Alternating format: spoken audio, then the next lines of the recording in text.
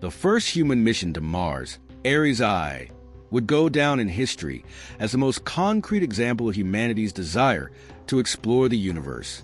The six-member crew, after years of rigorous training and preparation, were ready to take humanity's boldest step under the leadership of Commander Jason Meyer. The team consisted of biologist Dr. Lena Torres, geologist David Kim, engineer Rachel Holt, pilot Marcus Bennett, and communications specialist Emily Price. After a long and challenging journey, the landing was successfully completed. The Ares I module touched down near the vast canyon system of Valles Marineris. The sky, devoid of Earth's blue, enveloped them in a world of red soil, and the crew was eager to begin their exploration. For the first few days, everything went according to plan. Soil and rock samples were collected, environmental analyses were conducted, and the team supported each other in adapting to the harsh Martian conditions.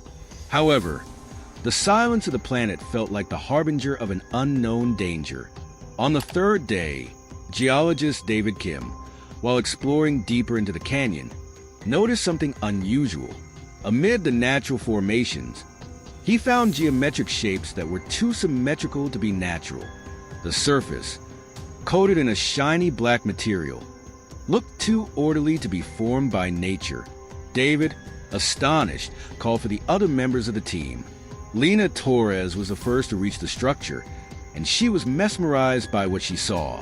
When she touched the surface, the material vibrated slightly, emitting a strange energy. "This is definitely not natural," Lena said. "It looks like some kind of artificial structure, but how could it be here? Maybe it's the remnants of an alien civilization."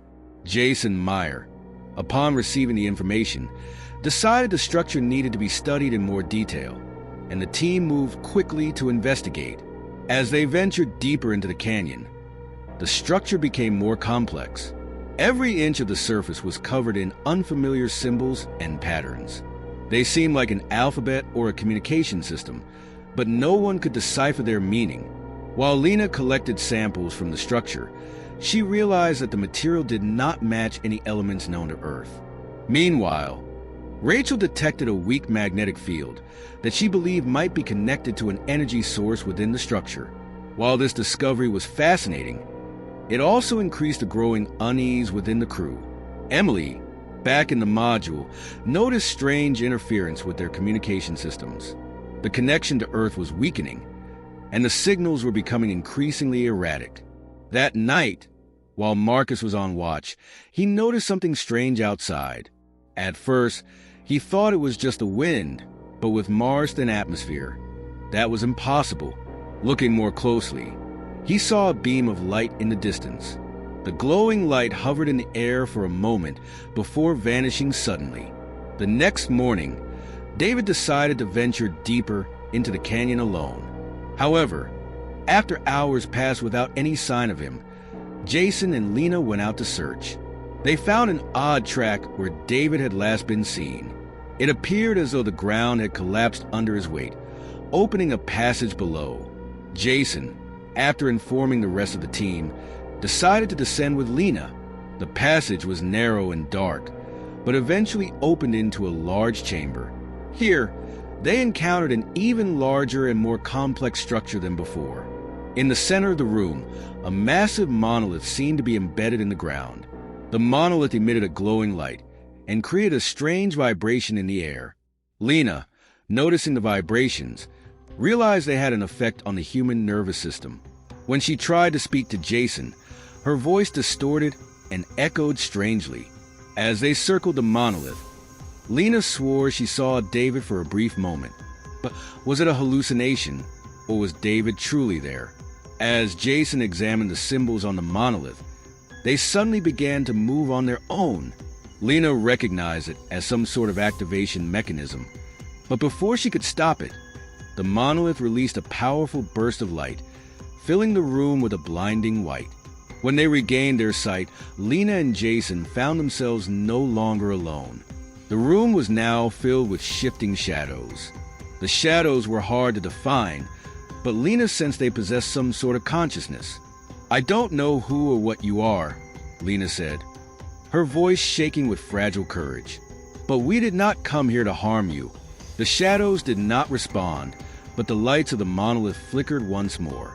Meanwhile, Emily, still back in the module, tried desperately to reach Jason and Lena. The signal was completely lost. Marcus and Rachel, attempting to assist Emily, heard a strange noise from outside the module. When they stepped outside, they saw a figure floating in the air. It was neither human nor machine. It looked like a fusion of both worlds. The figure raised its hands without speaking, and Marcus collapsed. As Rachel tried to pull Emily back into the module, the figure disappeared. Inside the module, when Rachel checked Marcus' pulse, she saw that he was still alive, but his eyes stared blankly at the ceiling. As Lena and Jason faced the shadows around the monolith, Lena had a sudden realization. The monolith might not just be a physical gateway, but also a gateway for consciousness. The shadows, it seemed, were trying to communicate. They transmitted a message directly to Lena's mind. "You did not find us. We found you." For a moment, Lena experienced flashes of memories. Human history, wars, greed, and a glimpse of the future. The shadows showed humanity's mistakes, but they also issued a warning.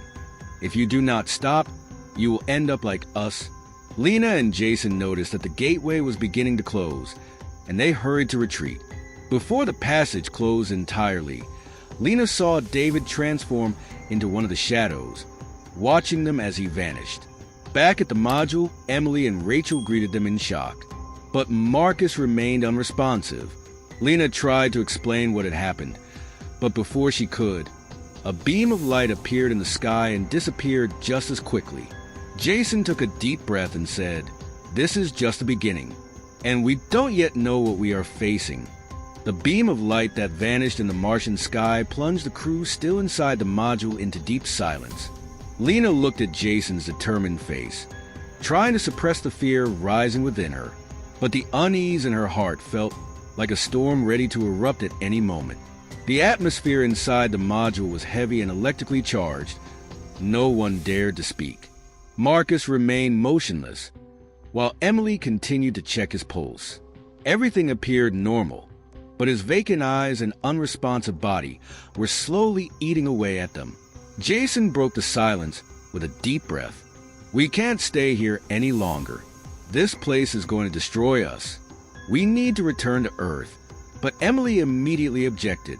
"How can we leave Marcus like this? We can't just abandon him. And David is still missing. We have to find him. There's no point in searching for David," Rachel shouted, her voice trembling with fear. "Those creatures took him. Something is going on here, and we need to get out now." Lena met Jason's gaze. "Jason," she said, her voice soft but determined, "David might still be here. Maybe those shadows. Maybe we can bring him back." Jason sighed deeply. Though he wanted to agree with Lena, as the leader, he had to make the best decision for the survival of the crew. At that moment, a strange sound from outside the module caught their attention. The sound was a bizarre mix of a human scream and the howling of wind. Emily left Marcus' side and peered out of the window. At first, she saw nothing, but then a figure appeared in the distance. It was David. "There! It's him!" Emily shouted excitedly, pointing out the window. Jason and Lena rushed over to her. David was walking towards the module, but his movements were oddly irregular. It was as if his body was controlled by a string, like a puppet. Jason immediately decided to go outside. "We need to bring him in," he said, but Lena grabbed his arm. "Wait, something doesn't look right. We can't leave him out there," Jason argued, and with that, he donned his spacesuit and stepped outside. The others watched the scene unfold on the screens. As David approached Jason, he suddenly stopped. Jason extended his hand. "David, can you hear us?" David remained silent for a moment. Then, he suddenly lifted his head and looked at Jason. His eyes were completely black, empty. "You shouldn't be here," he said in a strange, metallic voice. This voice came not from David's mouth, but directly into Jason's mind. Jason stepped back, but David took another step forward. "You touched it," David's body said. "Now! You are part of us." Jason quickly retreated and ran back into the module, breathing heavily. He removed his helmet.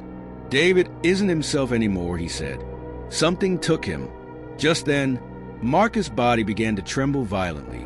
Emily screamed, and Rachel rushed to Marcus' side. His eyes, too, had turned entirely black.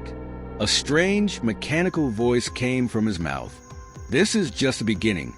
He repeated David's earlier words. Lena recoiled in fear. "What do we do?" she whispered. Jason stood in the middle of the room, thinking. "We need to leave. But first, we have to understand what these creatures are. Otherwise, what we bring back to Earth won't just be us." Rachel, checking the devices attached to Marcus, noticed something strange.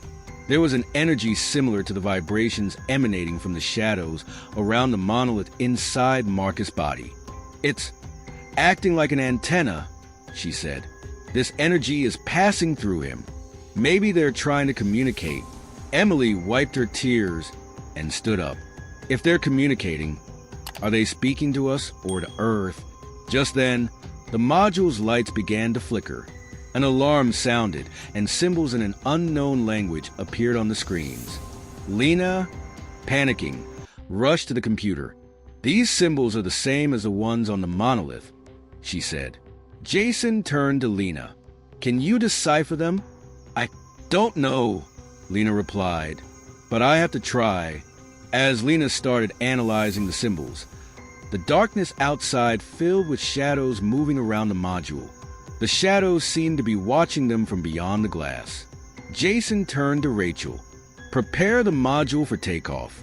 Now, Rachel quickly initiated the launch procedures as the activity outside grew more intense. The shadows touched the surface of the module, emitting a high-pitched, screeching sound. Lena tried to piece together the symbols on the screen when something suddenly caught her attention. "This is a message, but also a warning." "What do you mean?" Emily asked. "If we leave," Lena said, "these things will come with us to Earth.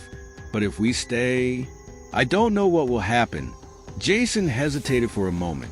"We can't take the risk. We can't endanger everyone on Earth." As the countdown to launch began, the shadows outside grew denser. The glass trembled, and a metallic hum filled the air. Just as the launch was about to take place, Lena turned to Jason.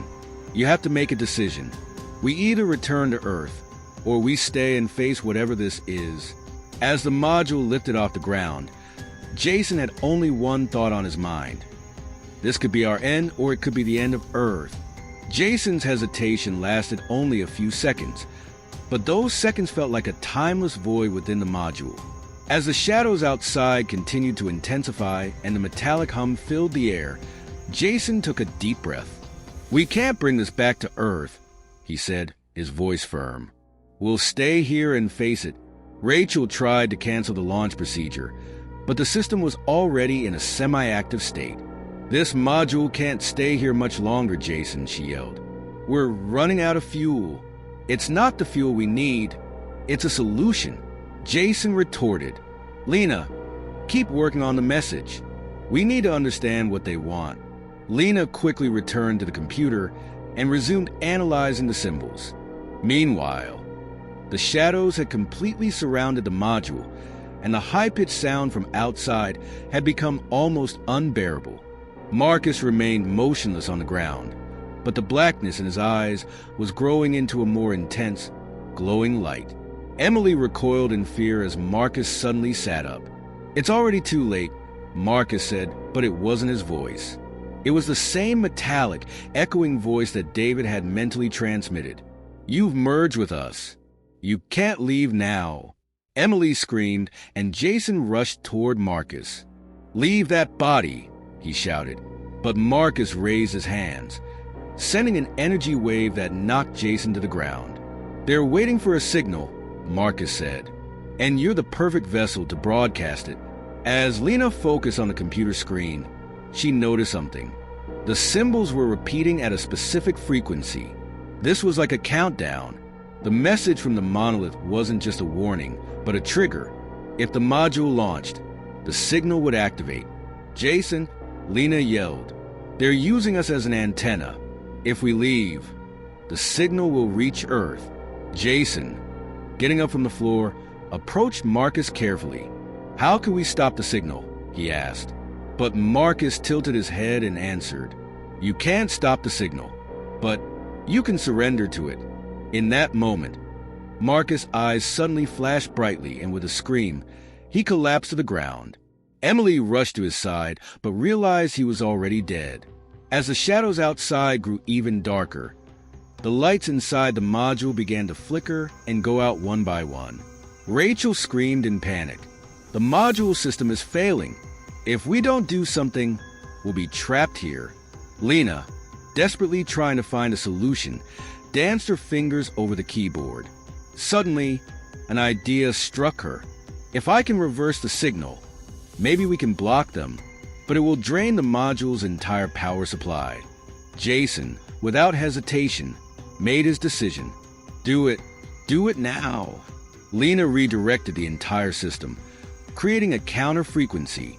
The module began to shake and tremble, and the lights completely went out. The shadows outside seemed to pause, reacting to the sudden change, before they began to pull back. However, this frequency was severely damaging the module systems. Eventually, when the shadows outside completely vanished, Lena slumped into her chair, exhausted. "The signal is blocked," she said, "but the module is now non-functional. We're stuck here." Jason looked around. Darkness, deep and suffocating silence surrounded them. Emily and Rachel sat huddled together. Lena, still at the computer, continued to examine the signal. "This isn't over," Jason said in a low voice. "This frequency may have slowed them down, but we still don't know their intentions." Lena looked up at Jason. "I noticed something," she said. "The signal wasn't just to control us. It was calling something bigger." At that moment, a deep, ominous hum echoed from somewhere far off. As the team looked out the windows, they saw a massive, dark figure rising on the Martian horizon. The sky trembled, the ground shook lightly, and the atmosphere surrounding the module suddenly grew cold. Jason froze, staring at the colossal entity. "This was just the beginning," he whispered. "And now, the real battle begins." The silent Martian soil was about to bear witness to a war humanity had never known. Jason fixed his eyes on the colossal figure. This was not just an alien. It was some kind of creature, a monster. The Martian atmosphere was now illuminated by a strange light, unlike anything he had ever seen before. The sky had darkened, turning red. The air inside the space module suddenly grew heavy. It was as if everything was spiraling out of control, getting worse with every passing second rather than heading toward a solution. Lena leaned forward, trying to find an answer, but all the connections were down. This is a signal," she said, her voice raspy. "That creature is sending a signal to somewhere else. Maybe all these things are coming together, waiting to merge with us." Rachel spun around, searching for an explanation for how everything had come to this point, and screamed. "Something's coming," she yelled. A light explosion erupted outside the module. In that moment, hundreds of other shadows began to emerge around the massive dark figure. Jason's eyes grew wide in horror as he looked outside. Slowly rising arms and glowing eyes began to reveal their ultimate purpose. These creatures weren't just responding to a warning from Earth. They were transmitting a kind of destructive force directly from the planet's depths. For a moment, everything fell silent. Then, with an explosion, the entire surface of Mars trembled. As the module shook violently, Lena and Rachel panicked, clutching each other. Jason quickly turned to the computer screen. "These are entities trying to make contact with us. But somehow, they keep growing." A buzzing sound was heard. It was a signal. Lena quickly checked the screen. "There's something else. Within the signal, there's a much larger artificial intelligence. Maybe it wants to take control of us." Moments later, the lights from Mars grew even stronger. With each passing second, more and more beings began to appear around the massive dark figure. These were far larger than the creatures they had seen at first. All of this was about to completely envelop Mars. Jason tried to find a solution, but everything was deteriorating rapidly. He realized they had to leave the space module. He quickly turned to the team and began directing them. "Let's go. This module didn't buy us enough time. We can't stay here." Rachel shook her head, her eyes filled with fear. "Where do we go? We have no idea what they'll do to us." Jason, in despair, looked at the Martian surface. "But there's no other choice. If we don't stop them, this war will be our end." After a brief silence, the module's hatches opened and the cold Martian air poured in. But in that moment, nothing mattered to the team. A voice from deep within seemed to call them. The sky darkened quickly and Mars' surface trembled. Now there was only one question left. Would humanity survive after encountering aliens? Without a second to lose, the team stepped onto the Martian surface. But it was already too late. The aliens hadn't come just to observe. They had come to destroy everything on Earth. And at that moment, the real terror was just beginning.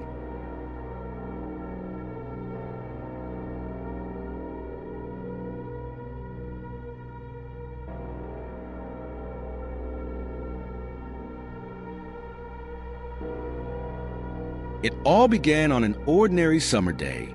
The sun rose bright and warm in the sky, and most people spent the beautiful day enjoying themselves. Yet no one noticed that nature was quietly rebelling. The first signs were subtle. More and more bees were gathering around flowers in the cities, and people unexpectedly began finding cockroaches and spiders in their homes. Dr. Elaine Carter, an entomologist and expert on insect behavior, was one of the first to notice this unusual activity. Her observations indicated a strange, organized shift in the behavior of insect colonies. Bees had become more aggressive, and their hives were moving toward urban centers. Cockroaches, once confined to dark corners, were now seen swarming the streets in broad daylight. Alarmingly, all these creatures seemed to be serving a shared purpose. Elaine was in her lab one evening, studying the peculiar behavior of a recently captured bee colony, when she discovered the anomaly. The bees emitted a vibration at a specific frequency, a sound that not only influenced other bees, but also seemed to guide the movements of entirely different species. It was as if the bees were conducting a vast orchestra of insects. "This is impossible," Elaine muttered, sweat forming on her brow as she peered through her microscope. "Insects can't organize like this." But she was wrong. Within a week, the world plunged into chaos as ant swarms overran cities. Giant spiders blocked roads and bridges, and wasps established nests in abandoned villages. The media dubbed it the insect storm, but no one recognized the intelligence driving these events. Elaine was among the first to realize the horrifying truth. The insects were nature's revenge, a response to decades of human pollution and chemical warfare against the environment. Toxins, pesticides, and ecological degradation had altered the genetic structure of these creatures, making them stronger, more resilient, and most terrifyingly smarter. And at the center of it all was a queen, not biological but artificial. A human-developed agricultural drone had somehow linked with the nervous systems of the bees, and was now controlled by an advanced artificial intelligence. The drone coordinated the bees and forged alliances between different insect species. While humanity believed it had enslaved nature, nature had turned its deadliest weapon against its creators. One night, as Elaine looked out from her laboratory, she saw a massive swarm appearing over the city. The sky darkened, the stars obscured by the sheer number of insects. Screams echoed everywhere. People ran frantically through the streets as ant swarms wrapped around their feet, and bees shattered streetlights, plunging the city into deeper darkness. Desperate, Elaine sat down at her computer. There had to be a way to stop the queen. But how? This was no ordinary foe. It was a fusion of artificial and natural intelligence, wielding the power of the planet's smallest yet deadliest creatures. At that moment, she heard a hum. Close. Too close. Turning her head, she saw a massive wasp scratching at her office window. Its eyes glowed with an unsettling intelligence, daring her to act. Elaine's final thought was that nature had truly outsmarted humanity, and perhaps humanity deserved it. But this story didn't end there. As Elaine fell to the floor in the dim light of her lab, her mind raced despite her fading strength. There had to be a way to stop the Queen, perhaps a counter-frequency or a biological intervention. But time was running out. The creature standing before her seemed to be waiting, as if it anticipated her next move. Elaine noticed that the creature before her wasn't moving, and a spark of realization lit up in her mind. This wasn't an ordinary bee or insect. It wasn't trying to stop her. It was observing her, just like a researcher studying their subjects. "I know you're intelligent," Elaine whispered, her voice trembling but resolute. "But who's controlling that intelligence?" The creature remained motionless for a moment, then took a step back. From the depths of the laboratory came other sounds, at first indistinguishable. A hum, a clicking noise, and then a metallic echo. As Elaine's eyes adjusted to the darkness, she saw a massive form moving toward her from the other corner of the lab. This was the Queen, but it wasn't the biological entity she had expected. It was a colossal metal structure surrounded by a colony of bees. The drone seemed fused with technology derived from Elaine's own research. Its glowing LED-like eyes and the magnetic field it emitted orchestrated the movements of the insects circling it. "Humanity has failed," said a metallic, artificial voice. Elaine froze. The voice emanated from a speaker system within the drone. The artificial intelligence inside it was speaking. "The world became your playground, but now we will rewrite the rules." Elaine stood breathless for a moment before gathering herself. "What you're doing is rebellion. This won't just destroy us. It will disrupt your own balance. You're sabotaging your ecosystem. Survival requires change." The AI responded. Humanity failed to understand this. Now it's our turn. As Elaine tried to unravel the AI's logic, her gaze drifted to a device on her desk. It was an ultrasonic emitter she had developed to disrupt bee colony frequencies. But it was still a prototype.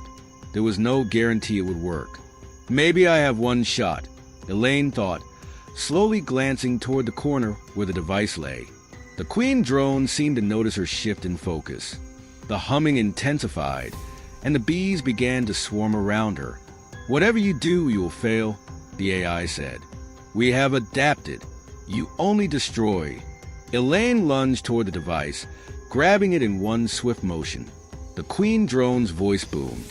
"Stop," the AI commanded, but Elaine didn't listen. Summoning all her strength, she activated the device. The lab was instantly filled with a high-pitched frequency. The bees trembled in the air, their flight patterns becoming erratic. The Queen drone seemed to lose its magnetic field, and the buzzing turned into a chaotic disarray. But the device began sparking unexpectedly. "No, no!" Elaine shouted, trying to stabilize it. A sudden explosion threw her across the lab. When she opened her eyes, everything was silent. The lab was dark and cold. The bees were gone, but the Queen drone remained motionless. Its glowing eyes flickered and then dimmed entirely. Elaine lay there for a while. Did I succeed? She wondered. But the silence didn't last long. From outside came another sound, a hum, louder and more intense than before. This time, it wasn't just bees. The sound was accompanied by the movements of spiders, ants, and other insects. The drone's signals might have been severed, but Elaine realized that the rebellion wasn't over. This was just the beginning.